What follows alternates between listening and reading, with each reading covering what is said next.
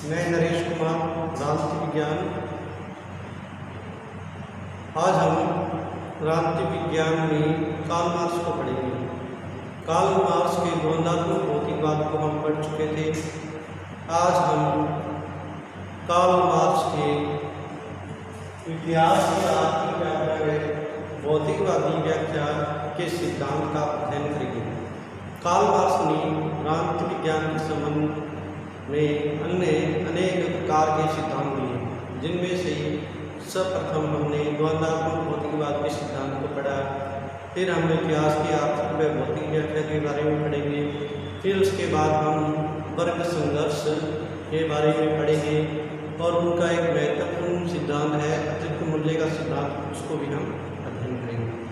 आज की हमारी चर्चा इतिहास की आर्थिक व्याख्या व भौतिकवादी व्याख्या पर रहेगी। मानवीय विकास को समझने के लिए द्वंद्वात्मक भौतिकवाद के सिद्धांत को ऐतिहासिक विकास पर लागू करने के लिए मार्क्स के प्रयास को हम इतिहास की भौतिक व्याख्या के सिद्धांत के नाम से पुकारते हैं। इतिहास या समाज का विकास द्वंद्व की प्रणाली होता है। भौतिक पदार्थ उस विकास को चलायमान करते हैं। यह इतिहास की भौतिक व्याख्या के सिद्धांत की प्रमुख मान्यता है। इस सिद्धांत की आर्थिक नियतिवाद, ऐतिहासिक भौतिकवाद, इतिहास की आर्थिक व्याख्या जैसे अनेक नामों से पुकारा जाता है। इस सिद्धांत के द्वारा मार्क्स ने यह दर्शाने का प्रयास किया है कि सामाजिक विकास कोई सीधी सरल रेखा से नहीं, समान नहीं है और न ही उसका निष्क्रिय प्रेरक कारण है। समाज की प्रगति द्वंद्वात्मक प्रणाली द्वारा होती है और विकास की प्रक्रिया एवं उसकी अंतिम दिशा को निर्धारित करने वाले आर्थिक तत्व होते हैं।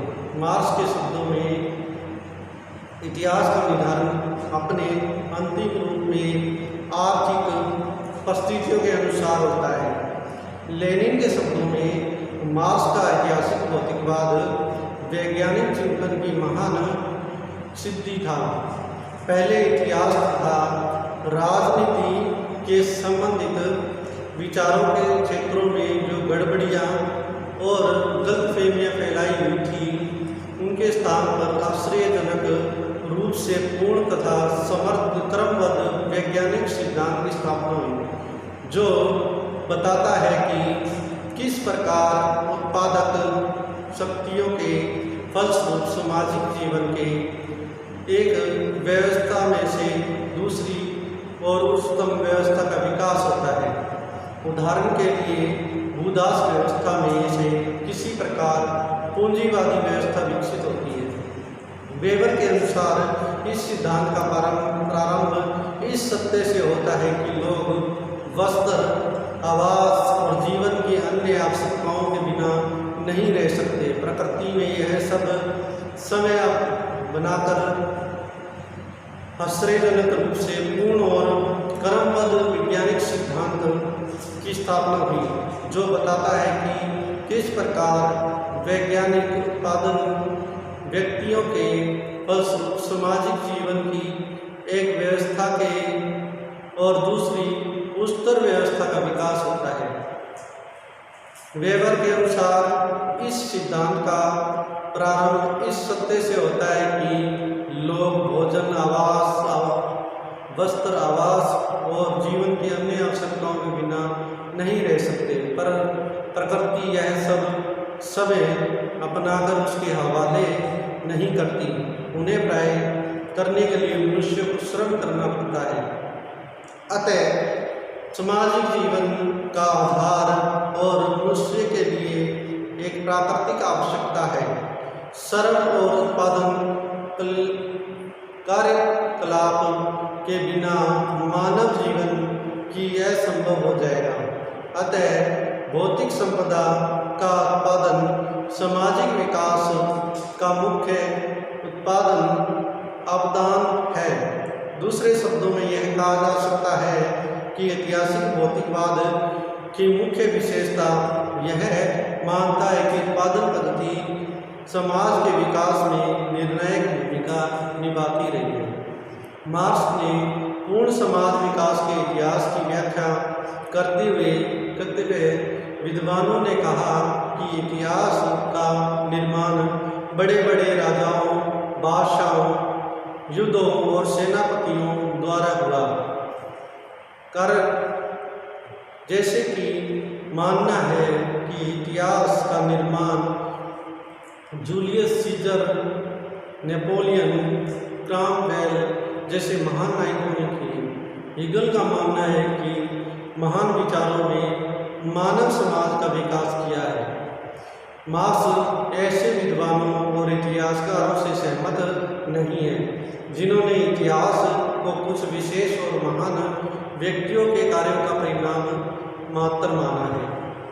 मार्क्स के अवमत में इतिहास की सभी घटनाएं आर्थिक अवस्था वाले परिवर्तनों का परिणाम मात्र है और किसी भी राजनीतिक संगठन अथवा उसकी न्यायिक व्यवस्था का ज्ञान प्राप्त करने के लिए उसके आर्थिक ढांचे का ज्ञान नितांत आवश्यक है।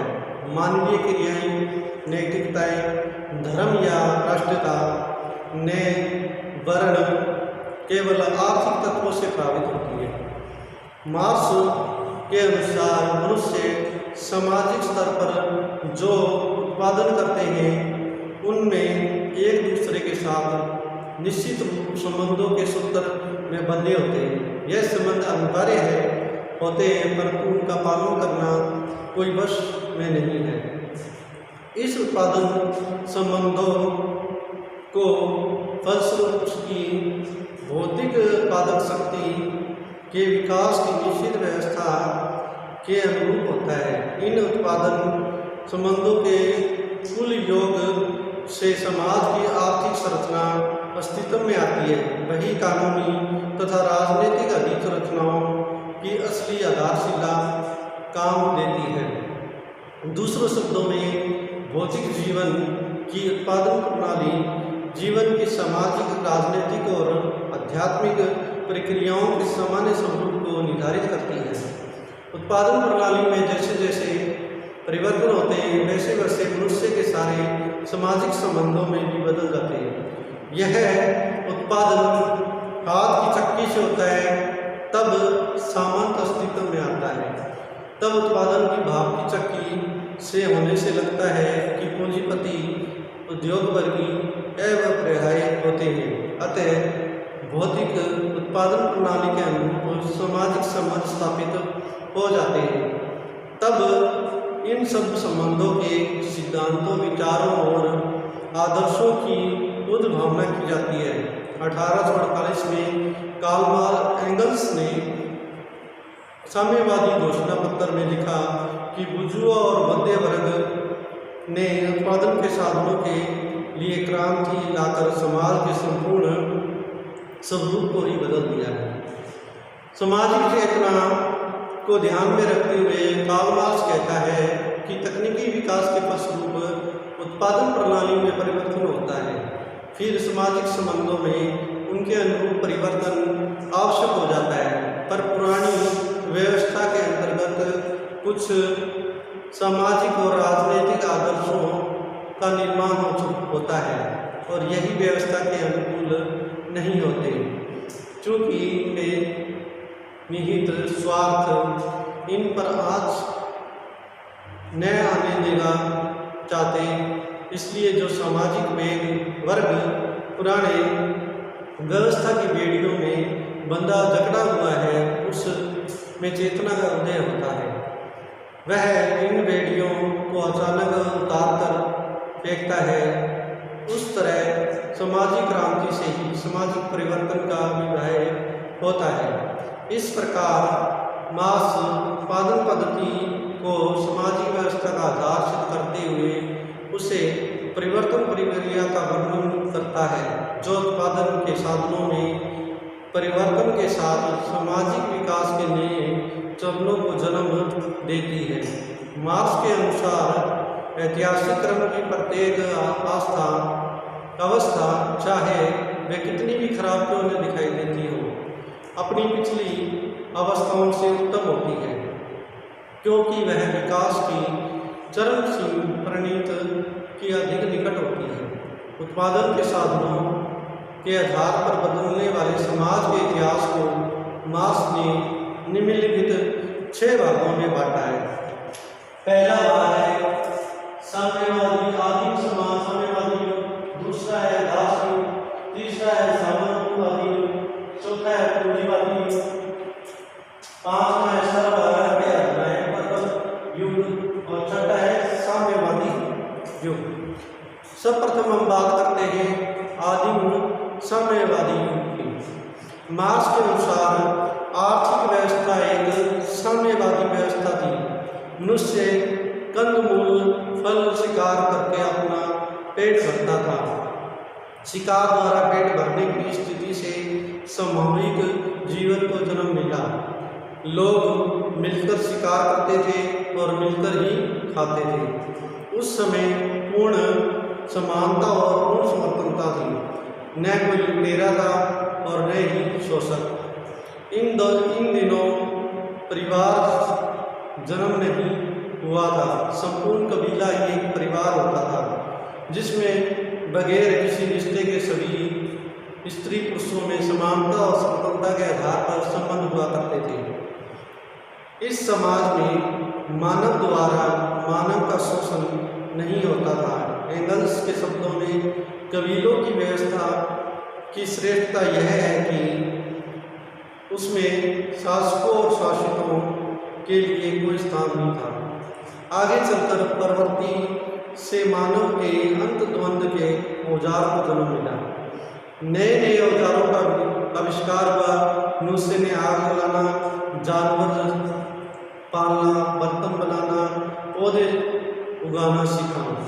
पौधे उगाना खेती की तरह पहला कदम था। इसके परिणाम स्वरूप एक तरफ से अलग अलग कबीलों के अलग अलग पैसे हो गए और दूसरी और तरफ अलग अलग कबीलों के लड़ाई शुरू हो गई। एक तो कई कामों में पहले से ज़्यादा मेहनत करनी पड़ती थी, उस पर लड़ाई की मांग पूरी करने के लिए अपनी ज़रूरत से ज़्यादा उत्पादन करना पड़ता था। अब पहले से अधिक की कमी को पूरा किया। अब हारे हुए लोगों को गुलाम बनाकर उनसे काम लिया जाने लगा। इस प्रकार सामाजिक कार्य में बंटवारे के समाज को बांट दिया। समाज में 2 वर्गों में बंट गया, मालिक और दास। अब समाज में एक वर्ग पैदा हो गया जो मजदूरों की मेहनत पर जिंदा रहता था। अब नंबर 2 बात करते हैं अपने दास की। जैसा ऊपर कहा गया है चुके हैं कि प्रारंभ में ही साम्यवादी व्यवस्था थी।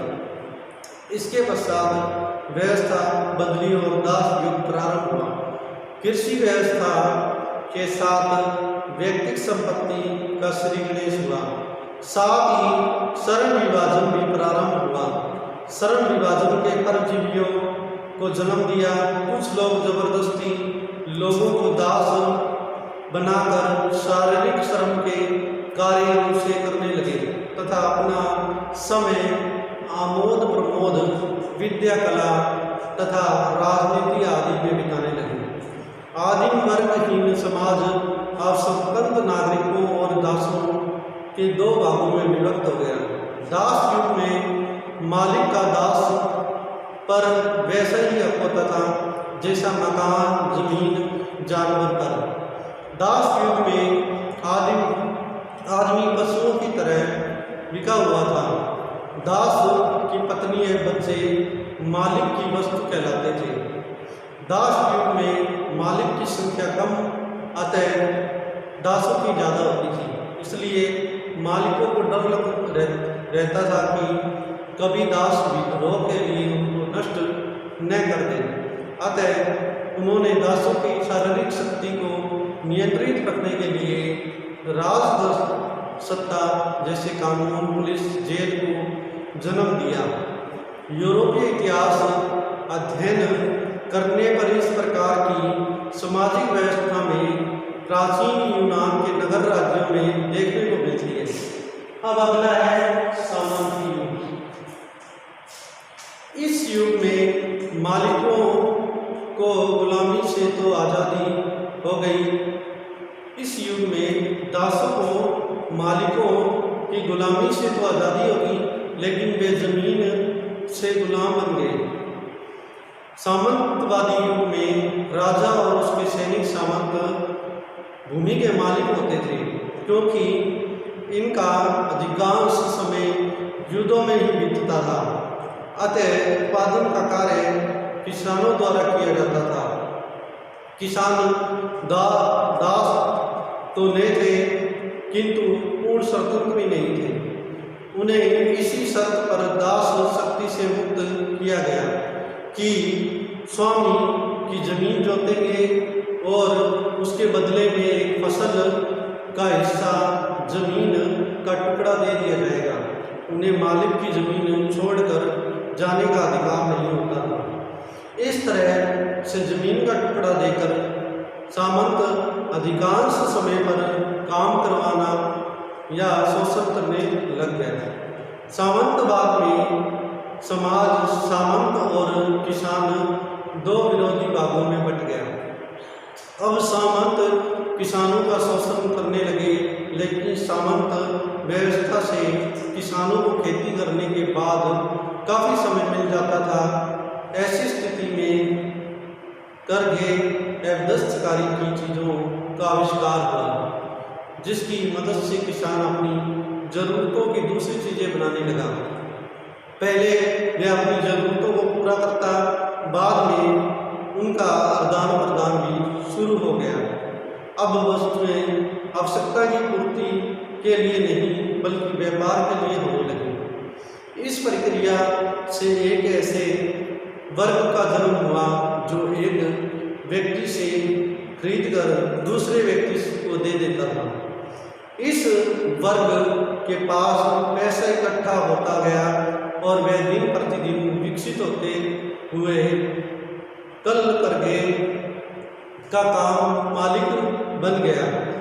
मशीन का आविष्कार होने पर सामंत समाज पूंजीवादी समाज में बदल गया।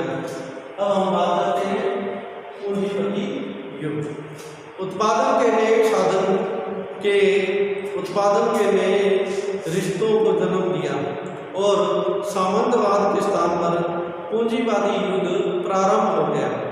पूंजीवाद को अपना वास्तविक स्वरूप औद्योगिक क्रांतिकारी होने पर प्राप्त हुआ। वास्तव में औद्योगिक क्रांति उत्पादन प्रणाली में ही एक महान परिवर्तन का नाम है। पूंजीवाद में उत्पादन साधन, महंगी मशीनें, कल कारखाने आदि थे। सब साधारण को न तो यह साधन सुलभ थे और न ही वह अपने पुराने हस्त कौशल वाले रोजगार को चला सकते थे। मजबूर होकर उन्हें अपने श्रम को बेचना पड़ता था। इस युग में मजदूर भी अन्य सामान की भांति खरीदे हुए बेचे जाते थे। पूंजीवाद ने दासता को मिटाने की बजाय उसे दूसरे रूप में स्थायी बनाया और वेतनभोगी वेतन पाने वाला दास बन जाता है। इस प्रकार के अर्थव्यवस्था के विकास के बीच मध्य वर्ग का उदय हुआ, जो पूंजीपति वर्ग और सवारा वर्ग के मध्य रहकर इन दोनों परस्पर विरोधी वर्गों में सीधे संघर्ष नहीं होने देता। पर समय बीतने पर यह मध्यम वर्ग भी सवारा वर्ग की भांति भी ही बन जाता है। फलतः पूंजीवादी वर्ग सवारा वर्ग के पास एक दूसरे के विरुद्ध घोर युद्ध करने के अतिरिक्त और कोई चारा नहीं रहा। इस युद्ध का अंत तभी होता जब पूंजीपति वर्ग का पूर्ण रूप नाश हो जाता और उत्पादन के साधनों पर राज्य का एकाधिकार हो जाता। मार्क्स के अनुसार पूंजीवादी अपने अंदर ही अपने पतन के बीज छिपाए थे। मार्क्स का कहना था कि समाजवाद का लक्ष्य प्राप्त करने के लिए जो भौतिक परिस्थितियाँ आवश्यक होती हैं वे पूंजीवादी समाज के ही गर्भ में छिपी होती हैं। स्वभावतः पूंजीवाद में अव्यवस्था रही। पूंजीवाद का परिणाम होता है मांग से अधिक पूर्ति, जरूरत से अधिक उत्पादन, बाजार का माल से बढ़ जाना, व्यापारिक संकट, बेरोजगारी, कम रोजगार और गलत रोजगार। इसके पश्चात निजी पूंजी का बोलबाला हो जाता है। यह स्थिति पूंजीवाद की चरम सीमा है और यहीं से पूंजीवाद का पतन होने लगा है। पूंजीवाद के पतन के बाद सवारा के अधिनायक तत्व की स्थापना होती है। मार्क्स के शब्दों में पूंजी का अधिकांशतः केंद्रीकरण होता है। भूमि को उत्तरोत्तर अधिक सुनियोजित ढंग से जोया बोया जाता है। श्रम के औजार ऐसे औजारों में बदल दिए जाते हैं जिनका केवल सामूहिक ढंग से ही प्रयोग किया जा सकता है। उत्पादन के साधनों का संयुक्त समाजीकृत श्रम के साधनों के रूप में उपयोग करके हर प्रकार के उत्पादन के साधनों का मितव्ययता के साथ इस्तेमाल किया जाता है।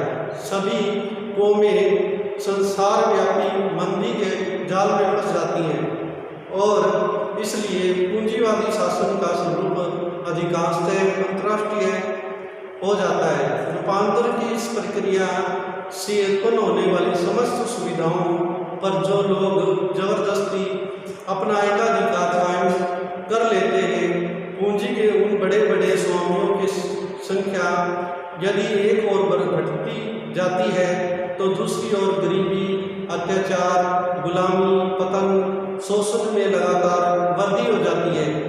लेकिन इसके साथ साथ मजदूर वर्ग का विद्रोह भी अधिकांशतः तीव्र होता जाता है और वर्ग संख्या का बराबर बढ़ता जाता है।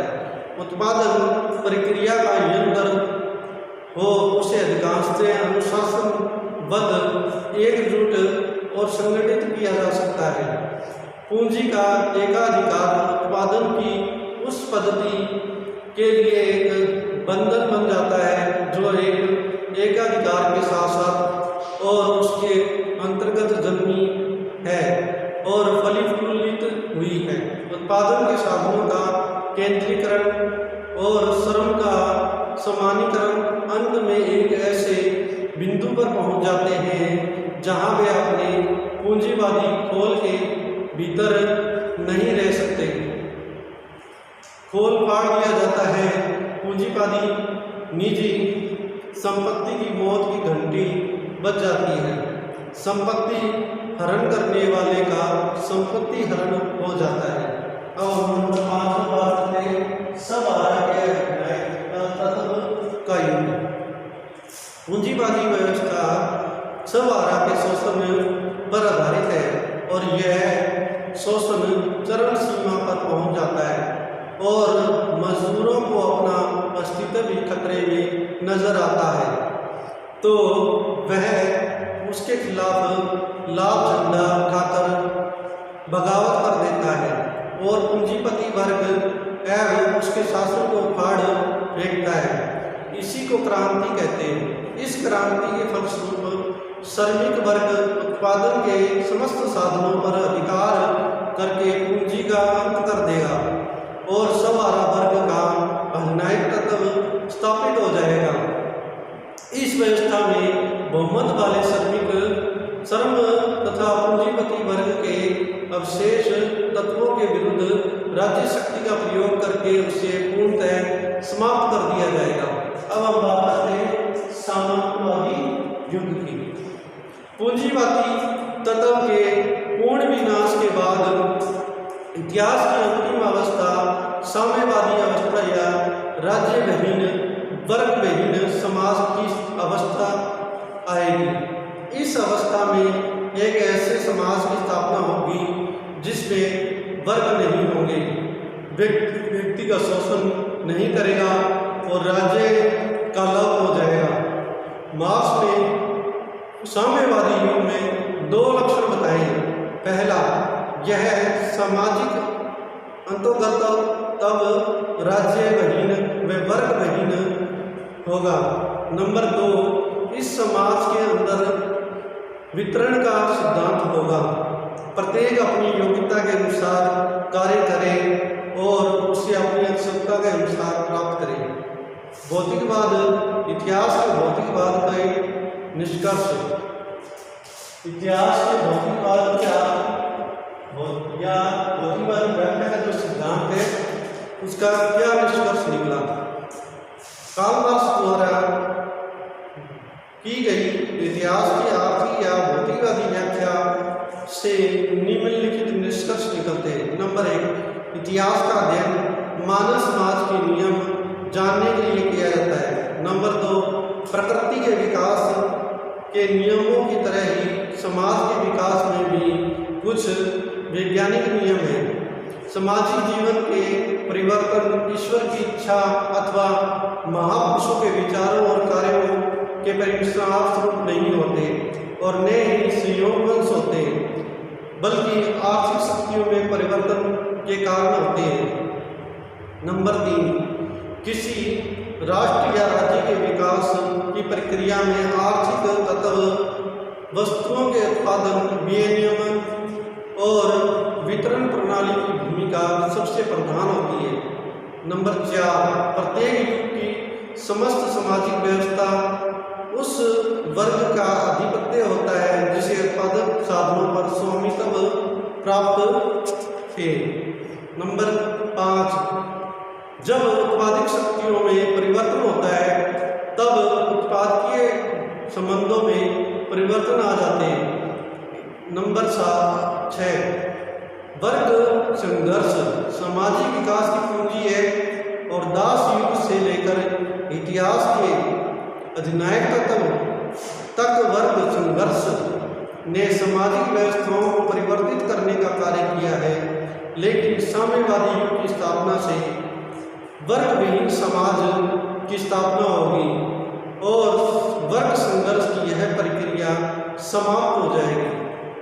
नंबर 7, उत्पादन संबंधों तथा आर्थिक अवस्थाओं के आधार पर समाज के इतिहास को 5 मुख्य युगों में बांटा गया है।